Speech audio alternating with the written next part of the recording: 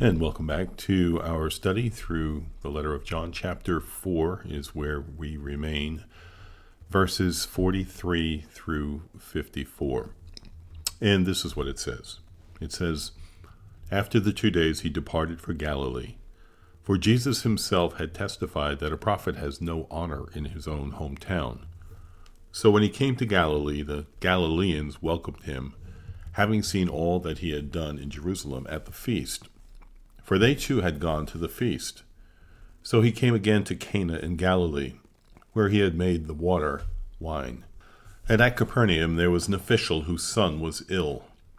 When this man heard that Jesus had come from Judea to Galilee, he went to him and asked him to come down and heal his son, for he was at the point of death. So Jesus said to him, 'Unless you see signs and wonders, you will not believe.' The official said to him, 'Sir, come down before my child dies.' Jesus said to him, 'Go, your son will live.' The man believed the word that Jesus spoke to him and went on his way. As he was going down, his servants met him and told him that his son was recovering. So he asked them the hour when he began to get better. And they said to him, 'Yesterday at the 7th hour the fever left him.'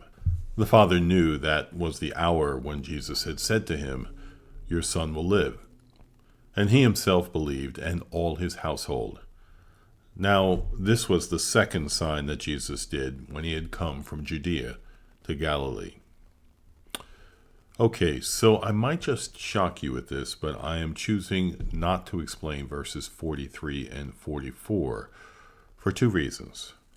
First, it is not clear to me what this meant. I've consulted some other well-known commentaries, and I'm not satisfied with their answers as well. The second reason I'm not going to explain it is because I do not think it changes the message from the letter of John in any way. So rather than me misspeak and tell you something that's not true, it would be best just not to say anything at all and move on. So that's what we're going to do. In this passage, we find Jesus traveling back to Cana in Galilee, where he had made the water into wine. We can imagine how his reputation has grown because the word of the miracle that he did there has had time to spread throughout the area. And we will see that as we go forward, that although Jesus did miracles to primarily prove that he was God, it did not result in droves of people believing his message. This was the case then, and it is still the case today. The vast majority of people want to see or hear something thrilling, something exciting, but when it comes to the serious work of carefully thinking about important matters, they have no time for it. So, is that what happened here? Was it different? We'll see. John writes that there was a certain official whose son was sick. This was a man of means and status in his society. He probably tried many other resources to get his son well. Certainly money was no issue. But now he was desperate. He could have sent his servants or other type of representative to send a message to Jesus. But instead he goes himself to ask Jesus face to face. But Jesus does not go with him. It says instead, "Unless you see signs and wonders, you won't believe." So that sounds like a stern rebuke, but we know that it was true of most of the crowd. However, the man insists, "Sir, come down before my child dies." Jesus' response, "Go home, your son will live."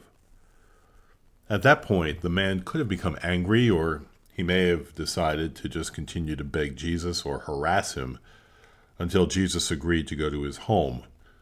But he doesn't. John writes, "So the man believed the word that Jesus spoke to him and went on his way." This man wasn't just there to get what he wanted for his son and then forget about Jesus. No, he actually believed the word of Jesus. And to believe the word of Jesus would have to mean that he believed that Jesus had the power to heal his son. And that's something only God can do. On his way home, his servants met him on the road, apparently coming to tell him that the son was well. And the man asked what time of the day it was that he became well, and it turned out to be the same hour that Jesus said, "Your son lives." Do you remember the woman from Samaria that spoke with Jesus in the previous verses that we studied?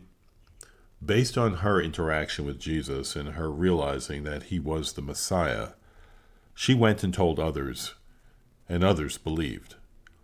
In a similar way, this wealthy man of position experienced Jesus, and he must have gone back to his home and told everyone about Jesus, resulting in all the members of his household putting their trust in the words of Jesus. This is how God uses people who have experienced the love and forgiveness of Christ and long to tell others about him. This is why I'm talking to you in these short YouTube studies about Jesus. I long for you to know this Jesus like I do. Let's wrap it up. Jesus will spend 3 years of his adult life traveling throughout the countryside, teaching and preaching how men and women can have forgiveness for their past sins, become reconciled to God, and have true life. As we will see, whether a person is a Samaritan woman with an ugly record of morality, or a rich man who has everything this world can offer, God wants everyone to have a relationship with him through the sacrifice that Jesus has made. Pray that God puts it into your mind that you believe the words of Jesus and desire to live your life for him, no matter who you are, no matter what you have done. Thanks for listening. I'll see you next time.